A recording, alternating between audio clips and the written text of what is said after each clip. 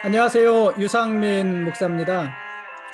오늘 예배는 모처럼 꽉 찬 느낌이었습니다. 장로님 가정 4가정과 기도 순서를 맡으신 집사님, 교역자들 가정까지 모처럼 예배당이 활기가 있었습니다.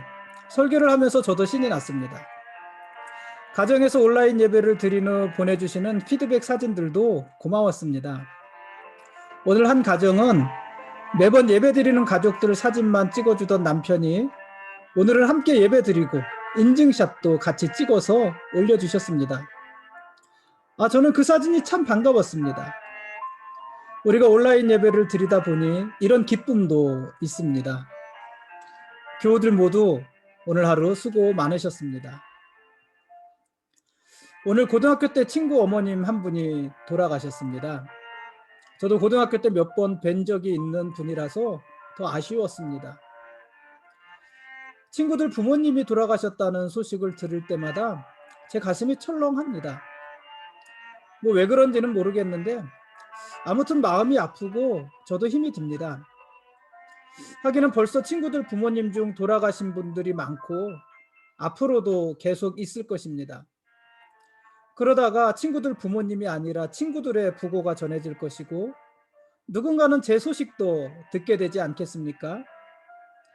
어떻게 보면 그것이야말로 가장 순리적인 일인데, 가장 자연스러운 순리인데, 그런데 끝까지 익숙해지지 않는 일이 그런 일이기도 합니다. 오늘 상가에 가서 어릴 적 친구들을 만나서 잠시 있다가 왔습니다. 그래서 오늘 모든 것이 좀 늦었습니다. 이렇게 시간이 갑니다. 누군가를 특별히 배려하지도 않고 또는 누군가를 특별히 차별하지도 않고 오늘도 그저 째깍째깍 시간이 갑니다. 그래서 시간이 무섭습니다. 멈추지 않고 한 번도 멈추지 않고 째깍째깍 한 칸씩 한 칸씩 지나가는 그 시간이 모여서 1년이 되고 10년이 되고 우리의 전 인생이 됩니다. 그러고 보면 꾸준함을 이길 수 있는 것은 아무것도 없는 것 같습니다. 한순간도 쉬지 않고 한 칸씩 한 칸씩 가는 그 시간을 어느 누구도 이길 수 없는 것처럼 매일 한 걸음씩 자기 일에 성실한 사람을 이길 수 있는 것도 없을 것입니다. 그러므로 오늘도 그리고 이번 한 주간도 성실하게 삽시다. 그 성실함이 우리의 힘이 될 것입니다. 오늘 말씀 보시겠습니다.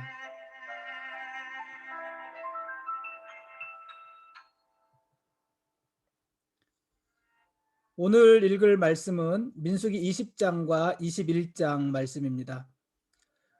어느덧 광야 생활의 막바지에 이르렀습니다. 광야길의 끝에서 미리암이 죽고 아론도 죽습니다. 이제 곧 모세도 죽을 것입니다. 그동안 출애굽 1세대인 60만 명이 다 죽었습니다. 그런데 이스라엘은 아직도 원망하고 불평합니다. 마실 물이 없어서 원망하고 길이 험하다고 불평합니다. 가데스에서 미리암이 죽습니다. 이곳 가데스는 38년여 전에 이스라엘이 큰 실패를 경험했던 곳입니다. 정탐꾼들을 파견했던 곳이잖아요. 정탐꾼들의 잘못된 보고로 인해서 가나안으로 가는 대신 광야길로 들어섰던 곳, 그곳이 바로 가데스입니다. 그곳에서 모세의 누이 미리암이 죽습니다. 하나님의 기적으로 홍해를 건넜을 때 소고를 치면서 춤을 추었던 미리암. 한때 모세의 권위에 도전하다가 나병에 걸리기도 했던 미리암. 그렇게 이스라엘의 모든 역사, 출애굽 이후 모든 역사에 함께했던 미리암이 죽습니다. 그리고 이스라엘은 마실 물이 없다고 모세와 아론을 또다시 원망합니다. 이스라엘의 원망은 참 한결같습니다. 이렇게 사느니 진작에 죽는 것이 좋을 뻔했다, 이렇게 말을 합니다. 모세와 아론이 자기들을 광야로 인도해서 다 죽게 한다고도 합니다. 이곳에는 파종할 곳도 없고 무화과도 없고 포도도 없고 석류도 없고 마실 물도 없다고 합니다. 마치 출애굽 1세대의 데자뷰를 보는 것 같습니다. 모세와 아론은 그런 회중들을 떠나서 회막문에 이르러 엎드립니다. 이스라엘의 문제가 있을 때마다 하나님 앞에 나와 엎드리는 이 모세와 아론의 모습도 참 변함이 없습니다. 그렇지 않습니까? 하나님은 이번에도 반석을 터뜨려서 이스라엘 백성들에게 물을 주십니다. 그런데 그 과정에서 모세와 아론이 혈기를 부리게 되고 그 결과 그들은 가나안 땅에 들어가지 못하게 됩니다. 하나님은 모세에게 아론과 함께 회중을 모으고 그들의 목전에서 반석에게 명령하여 물을 내라고 하십니다. 모세와 아론은 하나님 말씀대로 반석에서 물을 내었습니다. 그런데 그 과정에서 하나님을 드러내기보다 자신들을 더욱더 드러냈습니다. 모세는 반석을 향해서 명령하라는 하나님의 말씀 대신 마치 자신의 능력으로 물을 내기라도 하는 것처럼 지팡이로 반석을 2번 내리쳤습니다. 회중들을 향해서는 우리가 너희를 위하여 이 반석에서 물을 내랴 이렇게 호기롭게 말하기도 했습니다. 물을 내기는 냈는데 물을 내는 과정에 하나님은 없고 자신들의 모습만 있는 것입니다. 하나님께서는 이런 모세와 아론의 모습을 좋아하지 않으셨고 결국 모세와 아론은 이 일로 인해서 가나안 땅에 들어가지 못하게 됩니다.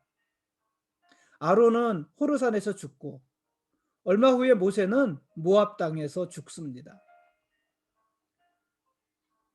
그 후 이스라엘은 물론 아직은 모세가 죽지 않았어요.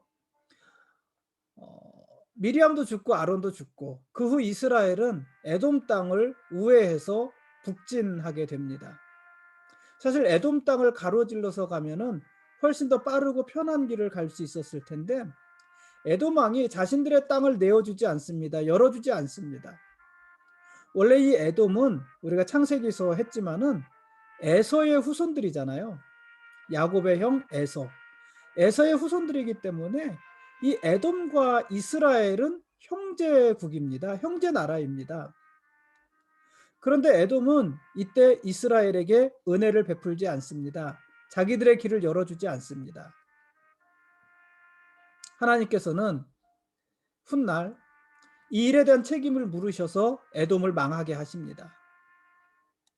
아무튼 에돔이 길을 열어주지 않아서 이스라엘은 에돔을 우회해서 멀고 험한 길을 가야 했습니다. 그리고 이스라엘은 험한 길로 인해서 또다시 모세를 원망했습니다. 이스라엘의 원망하는 소리를 한번 들어보겠습니까? 이렇게 성경은 기록을 합니다. 백성이 하나님과 모세를 향하여 원망하되 어찌하여 우리를 애굽에서 인도해 내어 이 광야에서 죽게 하는가? 이곳에는 먹을 것도 없고 물도 없도다. 우리 마음이 이 하찮은 음식을 싫어하노라 하며. 처음부터 똑같지 않습니까? 지금 이들이 말하는 하찮은 음식이란 지금까지 40년 동안 하늘에서 내려서 자기들을 먹여 살렸던 만나를 말하는 것입니다. 하늘에서 매일 내리는 양식, 하나님이 내려주시는 그 양식을 하찮은 음식이라고 하고 있는 것입니다. 나머지 불평들도 이스라엘이 출애굽한 이후 불평했던 것들과 똑같습니다. 광야 생활의 불편함 앞에 이스라엘의 눈에는 구름 기둥도 보이지 않고 불 기둥도 보이지 않고 하나님이 하늘에서 내려주시는 만나는 아주 하찮고 보잘것없는 것으로 보이고 있는 것입니다. 그들의 진영 가운데 있는 성막도 아무런 의미가 없습니다. 이스라엘은 오로지 섭씨 50도가 넘나드는 그 광야길의 고단함만이 문제인 것입니다. 이 일로 인해서 하나님이 진노하시고 이스라엘의 불뱀을 보내서 백성들을 물어 죽게 하십니다. 이 불뱀이 무엇인가에 대해서는 여러 가지 해석들이 있는데 오늘은 그냥 불뱀이라고 하겠습니다. 어쨌든 그 불뱀이 이스라엘 백성들을 물고 이스라엘 백성들이 죽습니다. 그런데 모세가 이스라엘을 위해서 또다시 중보합니다. 그러자 하나님께서 모세에게 불뱀을 만들어서 장대 위에 매달라고 하십니다. 그리고 불뱀에 물린 자마다 그것을 보면 살 것이라고 하십니다. 하나님 말씀대로 모세는 놋으로 뱀을 만들어 그것을 장대에 매달았습니다. 그리고 그 뱀에 물린 자마다 놋뱀을 쳐다본즉 다 살았습니다. 모두 살았습니다. 하나님은 불순종하고 원망하는 이스라엘을 징계하셨습니다. 그러나 그들에게 살 길도 함께 주셨습니다. 뱀으로 물어 죽이시고 뱀을 쳐다보면 살게 하셨습니다. 장대에 높이 매달린 놋뱀을 보라, 그러면 너희가 살 것이다 라는 것입니다. 하나님이 만들어서 장대에 매달라고 한 놋뱀, 이 놋뱀은 예수 그리스도를 상징합니다. 훗날 예수님은 십자가에 못 박혀서 놋뱀처럼 높이 매달리실 것입니다. 그리고 그 예수님을 바라보면서 믿는 자마다 죄에서 구원받을 것입니다. 실제로 사도 요한은 요한복음 3장 14절 15절에서 이렇게 말했습니다. 모세가 광야에서 뱀을 든 것 같이 인자도 들려야 하리니 이는 그를 믿는 자마다 영생을 얻게 하려 하심이니라.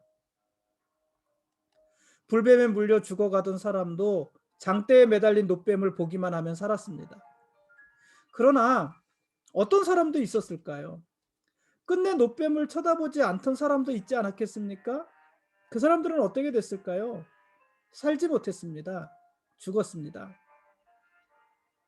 지금도 십자가에 매달리신 예수님을 보고 믿기만 하면 구원받습니다.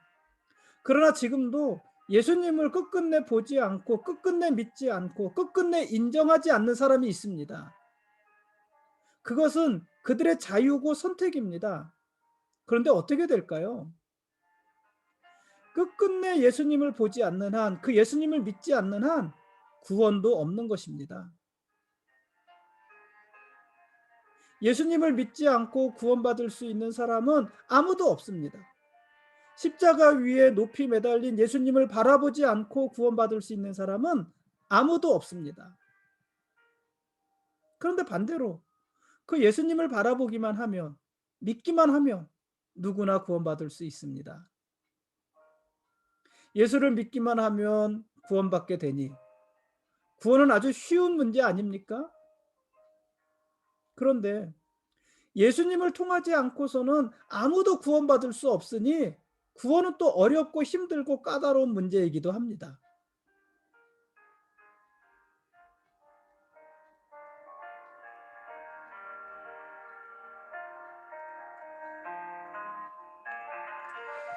지금까지 민수기 20장과 21장 말씀에 대한 길라잡이였습니다.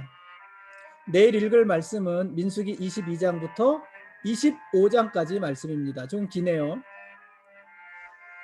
이스라엘이 에돔과 모압을 우회하면서 계속 북진합니다. 그러면서 북진만 하는 것이 아니라 요단강 동쪽 땅을 점령해 갑니다. 아모리 왕 시온을 무찌르고 바산왕 옥과의 전쟁에서도 이깁니다. 그리고 그들이 살던 땅, 그들의 땅을 모두 차지합니다. 이스라엘이 차지한 요단강 동편, 지금 제가 이 지도를 안 가지고 왔는데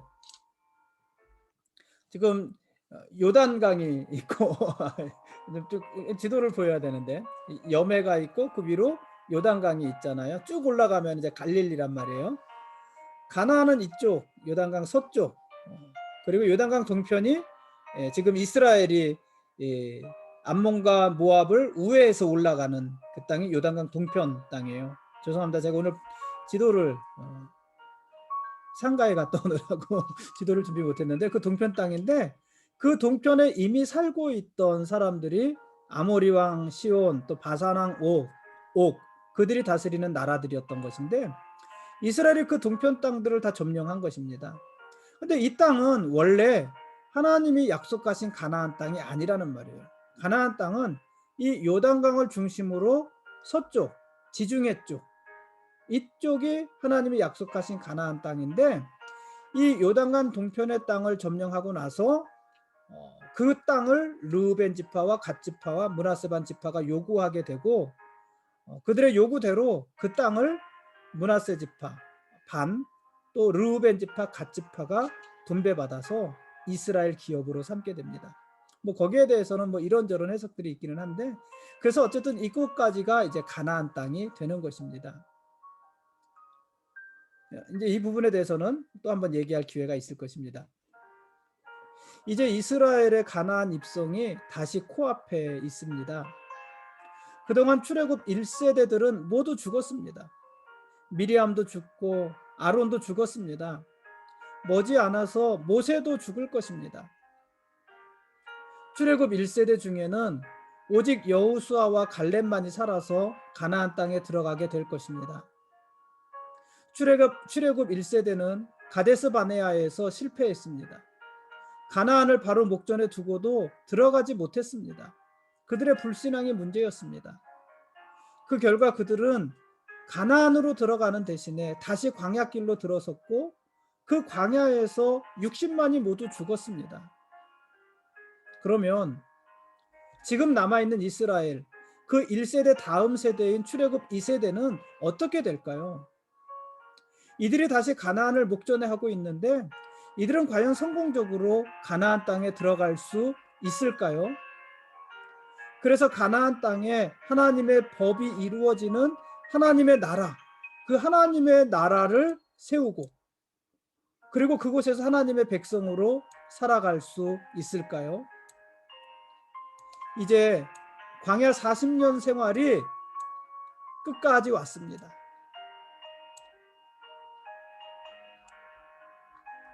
이제 이스라엘은 가나안 땅에 들어가던가, 아니면은 또다시 방황하는 삶을 살던가 할 그 기점에 서 있는데, 어쨌든 이스라엘은 이제 마무리를 잘 할 일만 남아 있습니다.